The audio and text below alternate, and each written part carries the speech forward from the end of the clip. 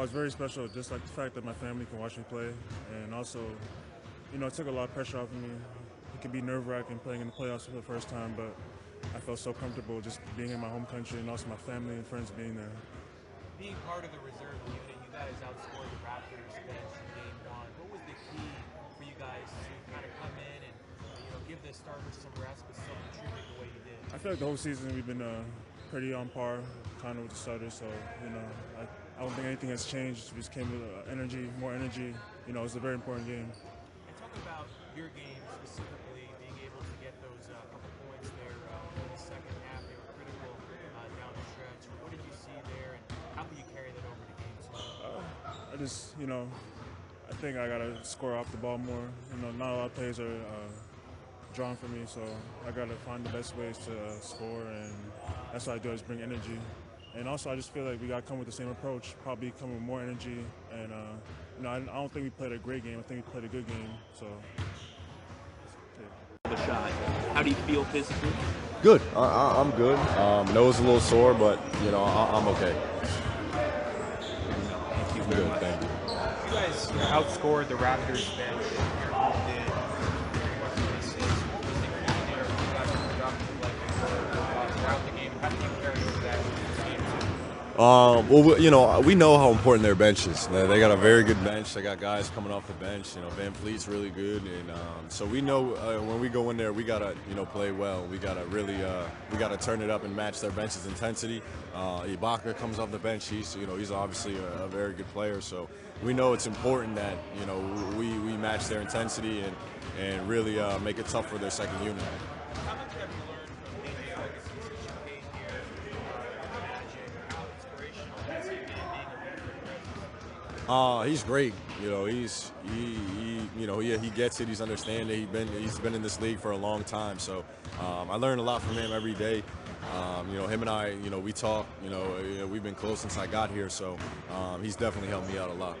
Obviously, Kyle Lowry struggled in Game 1. You know he's not going to struggle the same way in Game 2. How important is it to keep up the intensity defensively against him to make sure he doesn't get going? Oh yeah, Kyle's a great player. He's not an all-star for no reason. He can put up big numbers. A lot of his shots were in and out. He had good looks. He took shots that he normally takes, and some of them just didn't fall for him. And we know that we have to even make adjustments for the shots that he missed, because we know that at any given moment those can go in. So I doubt he's worried about how he played in Game 1. I think he's focused on Game 2, coming in and being the player that their team knows that he is. And so we got to come in here, stay focused on him, and try to limit him from doing what he normally does, and just try to make it tough for him. Thank you. Yeah, fully expect them to play extremely hard with a sense of urgency and desperation, like you said, as they should, to be honest. But we have to be ready for anything, really, and play Magic basketball no matter what. What did you say? Do you recall what you said to DJ when you went up to him? I could tell you, but I'm gonna get fined. So I just said a bunch of stuff, but I basically told him that was a big shot, basically, in my own words. Raptors only shot 33% from 3 in Game 1. They've done as good a job at that as anybody in the league throughout the season. What were the keys to making sure they get going from beyond the arc? What can you do better in Game 2 in the same area? They've missed some few looks, but we've done what we've always done, trying to run guys off the line, close out to the chest, no middle. That's pretty much it, man. That's pretty much it. Just play our defense. Just talking about the intensity you guys have been playing for the last couple of weeks. How have you guys been able to maintain that intensity? Do you think you have another year in the playoffs? We basically had our backs against the wall for a whole month now. So we've been playing this way for a long time. So it's not new to us at all. We barely made it to the playoffs, so every game was important, So playoffs are no different. Obviously, we're playing against a much better team now with the Raptors, and the intensity should be the same, and the focus should be the same. There's no difference for us. But isn't that exhausting to keep that high level for so long? Like, how do you guys do it? Just hungry? I mean, if at that point you let fatigue affect you, then it's just not for you. It's just not for you. Like it's playoffs. You want to win. It's basketball. You got give everything. I've been watching the playoffs for the last 6 years, so trust me, I won't get tired. Like this won't be a problem. Is this the most resilient team you've ever played on in your career? With the Magic, yeah, for sure. For sure. What makes you guys so resilient, being able to bounce back? I think first of all is we play better basketball, so it's easier to get back into the game. We have a great leader with Cliff, and we have guys that wants to win. Simple. So you've seen both sides, like the winning side, which I love, and the losing side of things. How would you describe how close this team is after winning so much successful guys? We feel good, man. We feel good, but listen, it's just game one. Like, we might as well just lose the next 4. Like, who knows? So, we just want to focus on next game, trying to win next game, and not think about any other thing. Like I said, it's just one game, really. No problem. Yesterday that you expect the Raptors to bring a whole nother level. What do you think that's going to look like? No, I just think they'll be, as intense as it was the other night. That's how playoff series work. You're going to, it'll be more intensity, and we're just going to, especially with the fans here, we're going to have to be able to withstand that.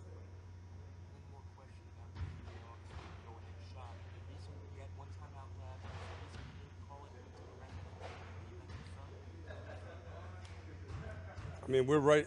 To me, right there is he's smart. There was only like 1.6, I think, differential when I looked at the clock. And you can do it a lot of ways. If you want to look at the numbers over the years, is when you take the ball out of bounds, they can sub, they can get organized, everything else. When you have a guy with the ball who's experienced and smart, you're farther ahead to me to just run a play. So you could do it, whatever. At the end of the day, if we would have taken it out, we would have gone probably back to him anyway. So it just doesn't make a lot of sense to me to call a timeout right there. You talked yesterday about you helping Hooch get some more shots off. What did you pinpoint? No, just things that we'll have to do so he's got more space to attack, that's all. Coach, in terms of Toronto's response, is there anything in particular you expect from Kyle Lowry tomorrow?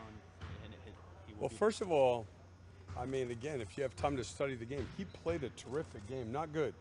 He was terrific. His playmaking, he made, whatever he was, 8 assists. They were plus 11 or 12 when he was on the court. He put a ton of pressure. He's the one that starts their transition. All those advanced passes up the court to Siakam, that's all him. And took 7 shots. He didn't make them. He'll make them. Listen, he's one of the great competitors in our league, and he played really well. He didn't make any shots, but when you sit again, when you have the time to just sit and watch, he played a very, very good game. So, I'm sure if I was him, if he can play that game, every playoff game, and make 3 of those, then he's great. His impact on the game was terrific for them. He's a problem at both ends of the floor. Any theories, especially the first night of the playoffs, why so many of the quote-unquote underdogs won?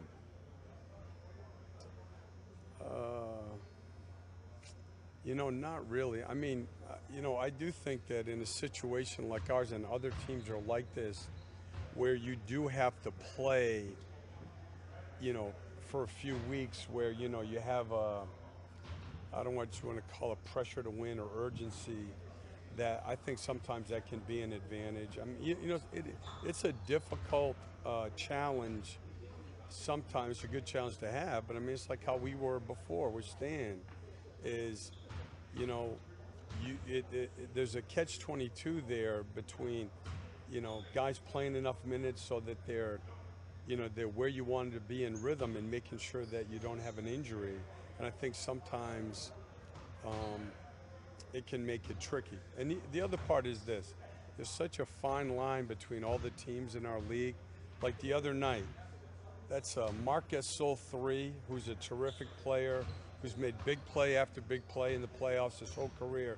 That was like 3/4 of the way down, and then DJ makes his. So, I mean, you know, there's just such a fine line between winning and losing also. Intensity, or is there a big gap often between a game 1 and a game 2? By intensity, I just mean, you know, again, I mean, it's not like, you know, nobody's going to start a fight or anything. It's just, it's a feel. It's a feel. Yeah, it's a feel. I don't know how to define it, but you know, it's a feel. We're going to get their best, is what I'm saying.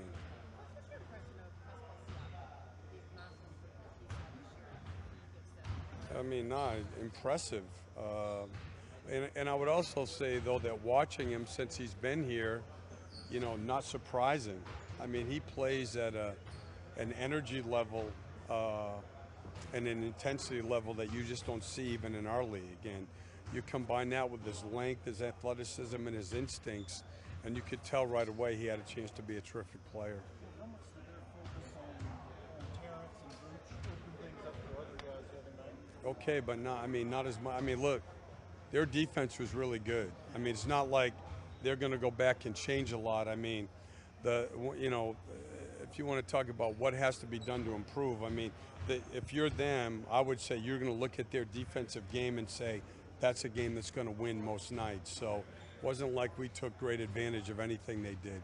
What a lot of these series, you have to change, evolve every time? Well, you have to know what the difference is that, again, you have to become more of an expert both on what you need to do to win and then what the other team's going to do, you know, to take your strengths away. So it's one or two little things. But listen, you know, Jeff used to say this all the time, and it's so true, is people love to talk about adjustments. And the biggest adjustment in most playoff series is some guy that goes 2 for 8 goes 5 for 8. And it is, it's true. I mean, I've been in a ton of these, and it's, you know, you want to try to do things better at both ends of the floor. But at the end of the day, a lot of it gets vastly overplayed. Well, what about your defense holding this team to 101 and just showing, you know? No, we're playing well defensively, and we're rebounding the ball well. That's our strength, and that has to remain a strength, you know, as we go forward in this series. And then we also, the other part is we have to stay low turnover against this team. You know, when you turn the ball over, well, they're the best team in the NBA. Points per possession off turnovers. And so, you know, one of the things we did do well the other night was, you know, we didn't have a ton of turnovers. And it's going to be a big key on Tuesday. Bother you that none of the other coaches voted you coach of the year? No, you only get one vote. You only get one vote. And Bud, I mean, what he did is phenomenal. I mean, the purpose of play at both ends of the floor, they're so balanced. So, no, he's deserving. Who'd you vote for? I can't say that. I mean, I can't say, yeah. No, I can't say that. You guys want players, you could go grab them. Yeah. NCW okay? Yeah, he's good. He's good. Do you think people believe in this team? Not obviously you believe, but around the league. Oh, I think so. I think that, you know, especially the teams that we played this last 2.5, 3 weeks, you know, where we've been playing well. We've gone into, you know, tough buildings and won big game, you know, winning in Boston like that. We won in Indiana in a big game. We went to Miami on a back-to-back. So I definitely think that, again, we have size, we have versatility, and when we can come up with enough ways to play inside out offensively, we're very good. Birch's numbers have been great all season, but if you look at his numbers historically against Gasol, he's kind of given him problems. What can he do to maybe clear some space? I know you mentioned you got to help him. Well, we have to do some things too, and what I mean, some of that is also a product of, you know, like, he's so good because he, you know, again, coaches realize we don't run a lot of plays for him. Mm-hmm. You know, he's so smart about finding ways, both like with duck-ins, catching the ball deep, and then playing on the perimeter and finding ways to get open. And so some of it's got to be off movement too. But, you know, listen, I mean, you know, I think part of it too, you know, he's been sick a little bit, but I think he felt a lot better yesterday. And And some of it does have to get back to, you know, I have to do more things to help him. Just he doesn't need a lot of space, but I have to help him more too. Coach talked about a few things making a difference.